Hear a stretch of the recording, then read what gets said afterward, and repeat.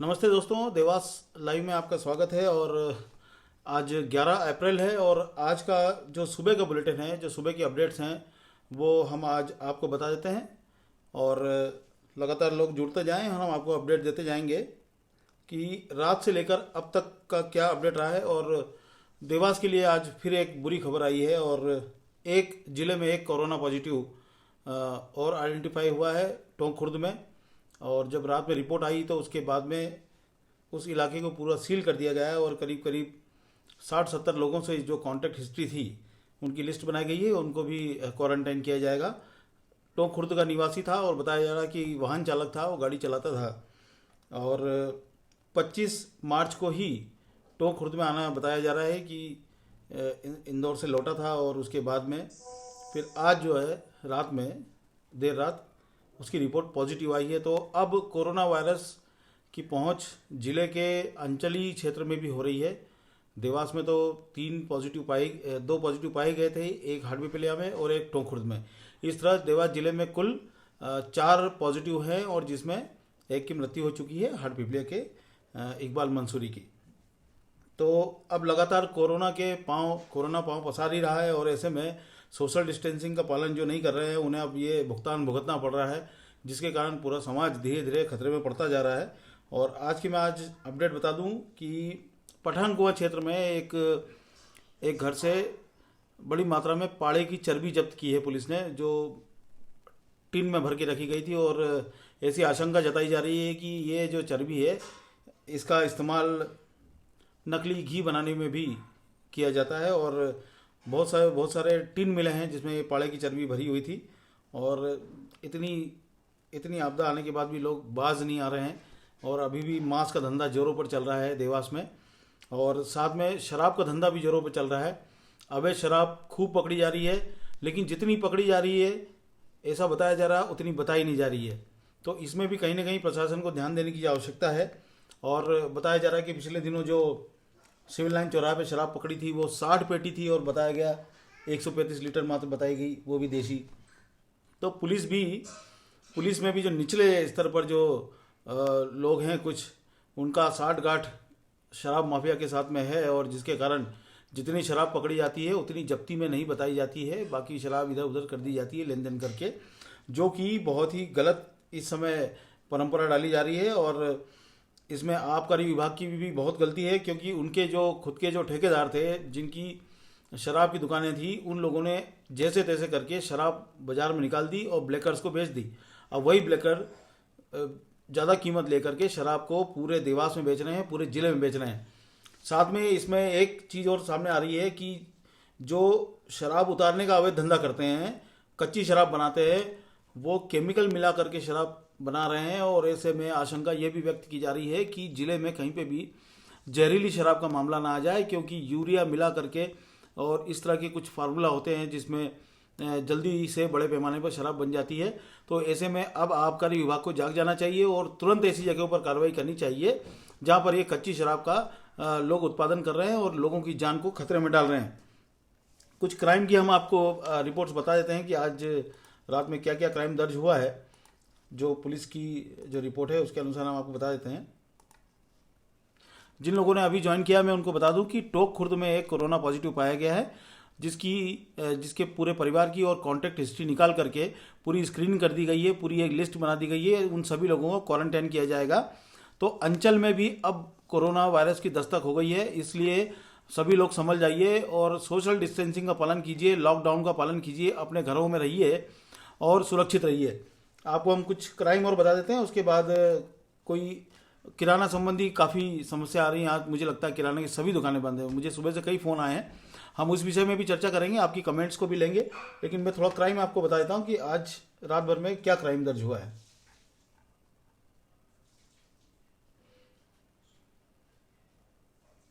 देखिए, कल हमने शाम को आपको बताया था कि एक आर्म्स एक्ट का मामला दर्ज हुआ है सिविल लाइन में और मुखर्जी नगर में कुछ लोगों को पकड़ा गया था जिनके पास से देसी पिस्टल और जिंदा कारतूस पकड़ा गया था।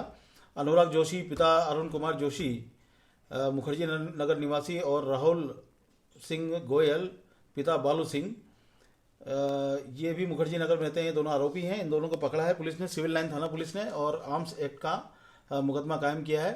इसके अलावा सोनकच्छ में एक मामला दर्ज हुआ है, मारपीट का है, ग्राम भवई का। टोंक खुर्द में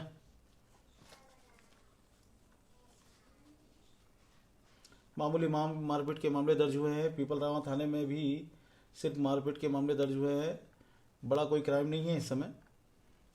बागली में अवैध शराब अपने घर के सामने बेचते एक पकड़ा गया है। भेरूलाल पिता बलवंत बेलदार श्यामनगर चापड़ा का ये निवासी है और ये बागली थाने ने मामला दर्ज किया है और अपने घर के सामने शराब बेच रहा था। मैं बता रहा हूँ आपको, पूरे जिले में ब्लैकर्स एक्टिव है और खूब शराब बिक रही है। आबकारी विभाग बिल्कुल सोया हुआ है, जैसे उनको तनख्वाह फ्री में मिल रही हो। आबकारी विभाग को लगातार कार्रवाई करना चाहिए, क्योंकि पुलिस शहर में जरूर कार्रवाई कर रही है, लेकिन जिले में कई स्थान ऐसे हैं, जैसे आप बरोड़ा ले लीजिए, डबल चौकी का इलाका ले लीजिए, जहाँ बड़ी मात्रा में लोग अवैध शराब बनाते हैं और शराब बनाने की जल्दबाजी में कई बार ऐसे केमिकल्स का उपयोग करते हैं जो स्वास्थ्य के लिए हानिकारक होते हैं। ऐसे में कहीं जिले में हादसा ना हो जाए, इसलिए अब आबकारी विभाग को जाग जाना चाहिए और बड़े पैमाने पर अपनी सर्च मुहिम चालू करना चाहिए। ग्राम इकलेरा की गिट्टी खदान में पिछले दिनों एक युवक की गिर के मौत हो गई थी। वो बड़ी मुश्किल से वो ढूंढे मिला था, उसकी लाश मिली थी। तो अब हाटपिपलिया थाने में धारा 304A गैर इरादतन हत्या का मामला दर्ज किया गया है। खदान का जो मालिक है उसके खिलाफ मामला दर्ज हुआ है। आशा पति मूलचंद यादव निवासी इंदौर की ये खदान बताई जा रही है और उन पर ये 304A का मामला दर्ज किया है हाटपिपलिया थाने ने। तो कई ऐसी तालाब तलैयाँ जिले भर में खोदी गई हैं जिसमें खदान का काम किया गया है, लेकिन वो इतनी डेंजरस हैं कि उसमें लोग गिरकर उनकी जान चली जाती है। देखिए, हाटपिपलिया थाने में रोजड़ी रोड राधा स्वामी सत्संग आश्रम के सामने नेवरी के पास पुलिस ने शराब पकड़ी है और 12 बियर की बोतल पकड़ना बताया गया है पुलिस ने। ये और एक पुलिस लगातार कार्रवाई कर रही है। हालांकि भले ये आरोप लगे कि जितनी मात्रा में शराब पकड़ी जा रही है उतनी बताई नहीं जा रही है, लेकिन पुलिस लगातार जो है अवैध ब्लैकर्स पर कार्रवाई कर रही है। इसके अलावा एक और दुर्व्यवहार की भी शिकायत आई है। जो सरकारी कर्मचारी जो फ्रंट लाइन पे काम कर रहे हैं, जो डॉक्टर्स हैं या पुलिसकर्मी हैं, उनके साथ दुर्व्यवहार की भी शिकायत आ रही है। उदयनगर थाना में एक मामला दर्ज हुआ है। जो आरोपी है भंवर सिंह पिता गभीरा, ये कानाड़ के निवासी हैं। ये आरोपी, इन्होंने धारा 144 का उल्लंघन किया ही किया। उसके साथ में जो सहायक उप निरीक्षक एस मंडलोई हैं उनके साथ में गाली गलौज भी की और सरकारी काम में बाधा डाली। तो आप देखिए, जो फ्रंट लाइन में पुलिसकर्मी काम कर रहे हैं उनको लोगों की गाली भी सुननी पड़ रही है और अब इन पर मुकदमा कायम हो गया है। धारा 188, 294, 253 और 332 का ये मामला उदयनगर थाने ने दर्ज किया है। इसके अलावा अधिकतर थाने निरंक हैं। सतवास में भी एक मामला दर्ज हुआ है जो गाली गलौज का है, मामूली है। और सतवास में 3 मामले दर्ज हुए हैं, 4 मामले दर्ज हुए हैं जो गाली गलौज है, मामूली मारपीट के हैं। इसके अलावा नेमावर में भी शराब पकड़ी गई है। यहाँ पर स्कूल के सामने ग्राम बीजल गांव में ये शराब पकड़ी है। आरोपी है कमल पिता पुनिया, जो कि बीजल गांव का निवासी है और अवैध रूप से 1 पेटी शराब यानी 9 लीटर जिसकी कीमत 3500 रुपये है, उसको ले जाते पकड़ा गया है। तो आपको हम बता दें, जिन ठेकेदारों की, जो पिछले ठेकेदार थे पिछले टर्म में, उनकी पिछले दिनों 31 मार्च के पहले कर्फ्यू लगने से शराब जो है बड़े पैमाने पर अटक गई थी। उन लोगों ने चाल से धीरे से अपने गोदाम से ब्लैकर्स को सारी शराब बेच दिया। वो ब्लैकर्स पूरे शहर में शराब बेच रहे हैं। तो अब आप ये बताइए, इससे तो बेहतर होता कि सभी आबकारी विभाग के ठेके खोल दिए जाते ताकि शराब बिकती और आबकारी विभाग को भी कम से कम उससे फायदा होता। लेकिन ब्लैकर्स बड़े पैमाने पर लाभ उठा रहे हैं और खूब महंगी शराब बेच रहे हैं। ऐसे में हल्की क्वालिटी की और जहरीली शराब भी बिकने की संभावना से इनकार नहीं किया जा सकता। इसलिए इस पर बहुत ध्यान देने की आवश्यकता है। पूरे जिले में ब्लैकर्स एक्टिव हैं इस समय। बरोड़ा थाने में भी एक मामला दर्ज हुआ है। इसके अलावा विजयगंज मंडी और हरन गांव में निरंक है, कोई मामला दर्ज नहीं हुआ। अब हम बात कर लेते हैं किराना से संबंधित। अभी हमारे सुनने में आया है कि किराना जो व्यापारी एसोसिएशन है, उन लोगों ने ये निर्णय लिया है कि हम अभी दुकानें बंद कर देंगे, क्योंकि कल पुलिस ने कुछ सख्ती की थी और पुलिस का ये कहना है कि उन्होंने होम डिलीवरी की बात की थी और होम डिलीवरी के नाम पर अपनी दुकानों के आगे भीड़ लगा रहे हैं किराना व्यापारी और सोशल डिस्टेंसिंग का पालन नहीं हो रहा है। मैं आपको बता दूं कि पहली प्राथमिकता इस समय कोरोना वायरस को फैलने से रोकना है, ना कि किसी भी प्रकार की सुविधा को आगे पीछे करना है। इसलिए ऐसे में ये समस्याएं जरूर आएंगी। तो जो व्यापारी संगठन है उनको ये समझना चाहिए कि ये समय ऐसा नहीं है जिसमें आप आंदोलन पे उतर आए या कुछ भी करें। आपको इस समस्या का हल निकालना पड़ेगा किसी भी प्रकार से। अगर होम डिलीवरी की बात की जा रही है तो होम डिलीवरी के लिए आपको प्रशासन के साथ में बैठ करके प्लानिंग करनी पड़ेगी, ताकि जनता को जो परेशानी हो रही है वो परेशानी ना हो। लगातार मीडिया को भी फोन आ रहे हैं, अधिकारियों को भी फोन जा रहे हैं कि जो आसपास किसी जो किरानी दुकानें हैं वो सभी बंद है, तो हम आखिर किराना का सामान लेने कहाँ जाएं। इस समस्या का हल 1 या 2 दिन में निकालना होगा, वरना शहर में किराने की कमी पड़ सकती है। और दूसरी बात, मुख्यमंत्री ने एस्मा लागू किया है, जो इस कानून के तहत कोई भी सामान बिक्री से रोका नहीं जा सकता, जो अति आवश्यक सेवाओं में आता है उसको रोका नहीं जा सकता। ऐसे में एस्मा कानून का भी इस्तेमाल प्रशासन कर सकता है, और जो दुकानदार दुकान नहीं खोल रहे हैं या आंदोलित हैं उनको रोका जा सकता है। लेकिन शहर में आपूर्ति बनी रहे किराने की, इससे अफरा तफरी का माहौल ना बने, ये सुनिश्चित करना बहुत जरूरी है। कुछ हम आपकी कमेंट्स ले लेते हैं।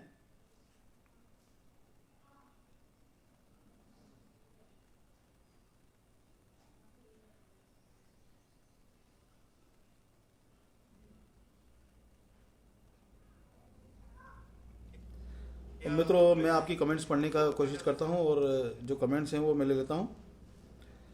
अरविंद त्रिवेदी जी हमारे पत्रकार साथी हैं, मैं कोशिश करूंगा कि वो भी लगातार प्रेस क्लब की ओर से लगे हुए हैं और लोगों को सही जानकारी दे रहे हैं। मैं उनको कोशिश करता हूं कि उनको इस लाइव में जोड़ने का प्रयास करूं। मैं उनको इनवाइट करने की कोशिश करता हूं, अगर इसमें इनविटेशन का फंक्शन होता है।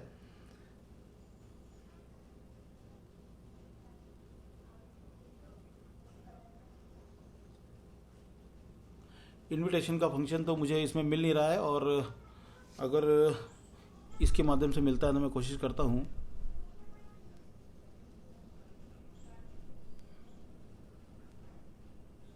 संभवतः पेजेस के माध्यम से इनविटेशन नहीं दिया जा सकता, इसके कारण इनवाइट नहीं कर पा रहा हूँ। और मैं अब आपकी कुछ कमेंट्स ले लेता हूँ। जितेंद्र शर्मा कह रहे हैं कि दुकानदार 5 का सामान 10 में दे रहा है, उसका क्या? बिल्कुल सही बात कह रहे हैं आप। कई जगह ऐसी शिकायतें आ रही हैं, और ऐसे में प्रशासन को भी सख्ती करना चाहिए, और दुकानदार को भी सोचना चाहिए कि इस महामारी और आपदा के समय कुछ सेवा का काम करे, ना कि इस तरह का काम करे जिससे लोग परेशान हो।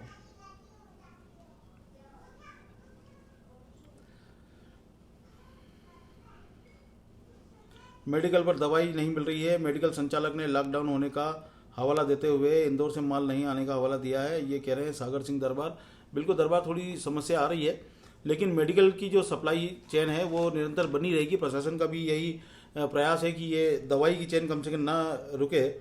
और अरविंद त्रिवेदी जी कह रहे हैं दुकानदारों को जिम्मेदारी लेनी होगी। बिल्कुल त्रिवेदी साहब, आप स्वयं पत्रकार हैं और लंबे समय से यहाँ पर पत्रकारिता कर रहे हैं देवास में, लेकिन जब हम बरसों से कमा रहे हैं इसी समाज से, इसी शहर से, इसी देश से, तो जब आपदा का समय आया है तो ऐसी हरकतें क्यों कर रहे हैं, ये समझ में नहीं आ रहा है। व्यापारियों को थोड़ा सोचना चाहिए कि कम से कम इस समय सेवा का भाव लेकर काम करें, ना कि किसी भी मुनाफाखोरी या इस तरह का काम करें। इसलिए वो सभी लोग जो है प्रशासन के साथ मिल करके इस समस्या का हल निकाले, ताकि यहाँ की जनता को परेशानी का सामना न करना पड़े।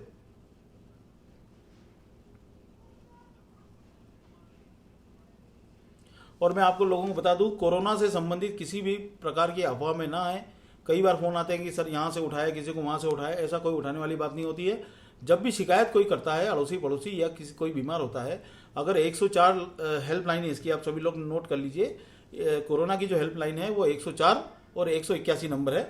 जब भी कोई व्यक्ति आसपास बीमार होता है या अड़ोसी पड़ोसी फोन कर देते हैं तो जांच के लिए दल जरूर आता है, लेकिन उसमें आपको ना तो डरने की आवश्यकता, न ही आपको किसी प्रकार की अफवाह में आने की आवश्यकता है। क्योंकि अगर उस जांच दल को ऐसा लगता है कि इनको क्वारंटाइन करना चाहिए तो वो उसकी आगे की कार्रवाई करते हैं। इसलिए आप सभी लोग डरें ना, बल्कि अपने घर के अंदर रहें, सुरक्षित रहें।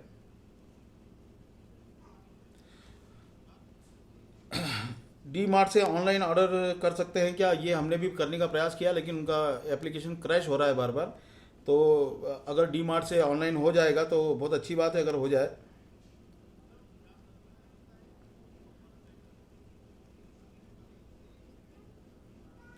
राजीव पांडे कह रहे हैं हम घर से मेडिकल जा सकते हैं, अगर ऐसे टाइम में पुलिस ने हमको रोका तो किसी प्रकार की दिक्कत तो नहीं होगी। देखिए, हम आपको बता दें, दवा लेने के लिए आप जा सकते हैं, मेडिकल खुले हैं, लेकिन कई लोग इसका गलत फायदा उठा रहे हैं। जो पुराने पर्चे हैं, जैसे डायबिटीज़ है या ब्लड प्रेशर है, इनकी दवाओं के लिए बार बार डॉक्टर का नया पर्चा नहीं होता है, पुराने पर्चों पे दवा परचेज की जाती है।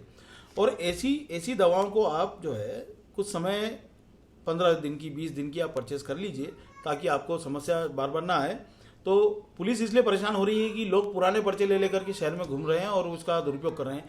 इसके कारण वाकई में जिन लोगों को आवश्यकता है उस दवा की, उन लोगों से पुलिस ज़्यादा पूछताछ करती है, तो उन लोगों को परेशानी का सामना करना पड़ता है। लेकिन ये बात पक्की है कि आप पुलिसकर्मी को अगर ये बता देंगे, ये उसे विश्वास दिलवा देंगे कि मैं जेन्युइन हूँ और मुझे दवा की आवश्यकता है, तो वो बिल्कुल आपको जाने देंगे, वो कोई परेशानी नहीं आएगी।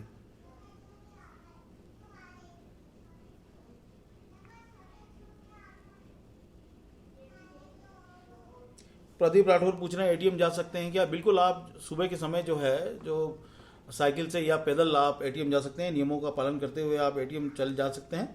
रास्ते में अगर पुलिसकर्मी रोकते हैं तो आप उनको कारण बता सकते हैं। अगर आप उनको कन्विंस कर लेंगे तो आप बिल्कुल जा सकते हैं। और ये सारी व्यवस्थाएं सिर्फ जनता के लिए हो रही हैं, क्योंकि कोरोना को किसी भी प्रकार से रोकना है महामारी बनने से। और आप देख ही रहे हैं जितने भी बड़े बड़े विकसित राष्ट्र हैं, कितना उन्होंने विकास कर लिया। बड़ी बड़ी बातें करते थे, बड़े बड़े परमाणु बम जिन्होंने बना लिए, स्टार वार की बात करते थे, लेकिन एक ना दिखने वाला वायरस, उसके चपेट में पूरी दुनिया इस समय और सभी नतमस्तक हैं। तो प्रकृति सबसे बड़ी है और प्रकृति से बड़ा कोई नहीं हो सकता। प्रकृति से खिलवाड़, इन सब चीज़ों का वो होता है कि प्रकृति से आप खिलवाड़ करेंगे तो प्रकृति कहीं ना कहीं आपको अपना असर जरूर दिखा देगी। तो अब आप लोग सुरक्षित रहिए। जितना आप सुरक्षित रहेंगे उतनी ज़्यादा अपने घरों में रहेंगे, लॉकडाउन के अंदर रहेंगे, उतनी ज़्यादा ये महामारी नहीं फैलेगी। अभी भी भारत में कम्युनिटी संक्रमण जो है जिसको बोलते हैं वो नहीं हुआ है, यानी तीसरे चरण का संक्रमण नहीं हुआ है।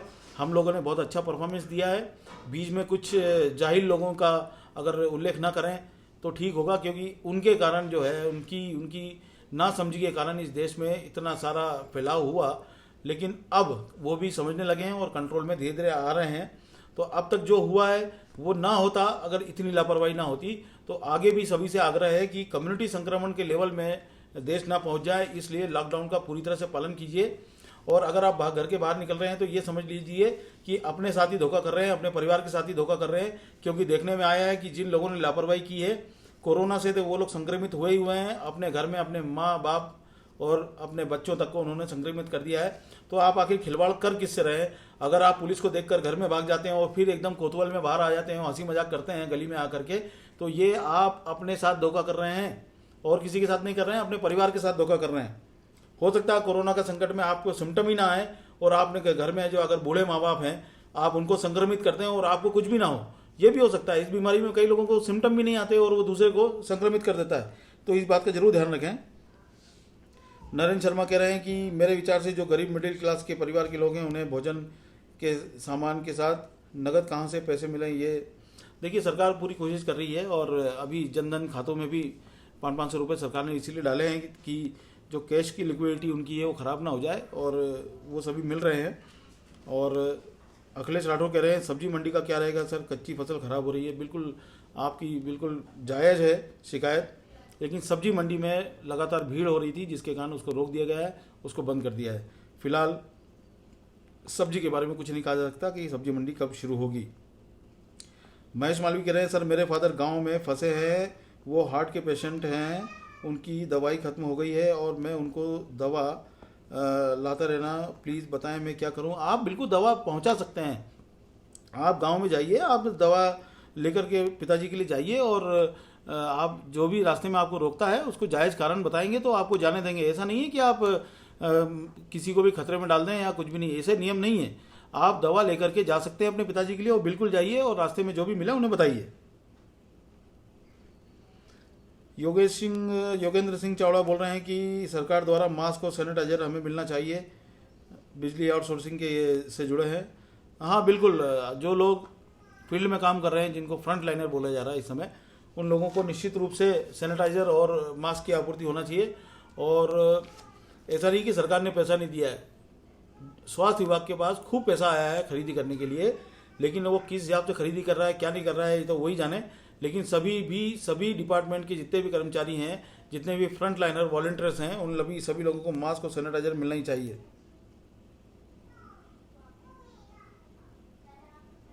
त्रिवेदी जी बोल रहे हैं चंद लोगों को अपनी जवानी की जिद है, वो बाहर आकर शेर समझ रहे हैं फिर खासेंगे। बिल्कुल सही कह रहे हैं। मैं आपको एक उदाहरण देना चाहता हूं। अभी हमने थोड़ी देर पहले एबीपी न्यूज़ में देखा कि सागर में एक लड़का है समीर खान, वो सागर का पहला कोरोना पॉजिटिव लड़का है। और आपको मैं बता दूं, वो सागर का टिकटॉक का स्टार है। और टिकटॉक में उसने किस टाइप की वीडियो बनाए थे, उसने ये बताया था कि मास्क लगाने की क्या ज़रूरत है क्योंकि ऊपर वाला हमारे साथ है। उसने मास्क का मजाक उड़ाया था और आज की डेट में वो पहला कोरोना वायरस पीड़ित है सागर जिले का। तो आप अंदाज लगा लीजिए, धर्म वर्म से कुछ नहीं होता, ये वायरस सभी के ऊपर अटैक कर रहा है। अब आप इस बात को बिल्कुल समझ लीजिए कि जिन जाहिलों ने आपको ये समझाया है, अंधविश्वास में डाला है, उनसे आप बिल्कुल ये समझ लीजिए कि उनको आपको आपकी जानलेवा जो है सलाह दी गई है ये आपको, क्योंकि इंसान इंसान की तरह होता है और इंसान के ऊपर ये अटैक हुआ है, किसी धर्म के ऊपर अटैक नहीं हुआ है। तो ये जाहिलियत को छोड़ दीजिए, आप बिल्कुल ये समझ लीजिए कि विज्ञान और साइंस के हिसाब से आपको इस समय चलना पड़ेगा, तभी आप बच पाएंगे। और इसका सबसे बढ़िया जो जरिया है, घर पे रहिए और घर पे रहिए। किराना की दुकान की बहुत ज़्यादा समस्या है और लगभग सभी लोग इसी की बात कर रहे हैं कि किराने की दुकान में काफ़ी दिक्कतें आ रही है और किराना के सामान को मिलना आवश्यक है। और मुझे लगता है प्रशासन और किराना जो व्यापारी एसोसिएशन है आज अपनी इस समस्या का समाधान निकाल लेगा और किराना सामान आराम से समुचित लोगों को मिलने लग जाएगा। तो अब शाम को हम आपको दिन भर का जो आज का अपडेट रहेगा, हम शाम को 8 से 8:30 के बीच में आपको वो अपडेट देंगे। और फिलहाल अभी का आज का हम ये अपडेट यहीं समाप्त करते हैं। आप लोग जुड़े, बहुत बहुत धन्यवाद।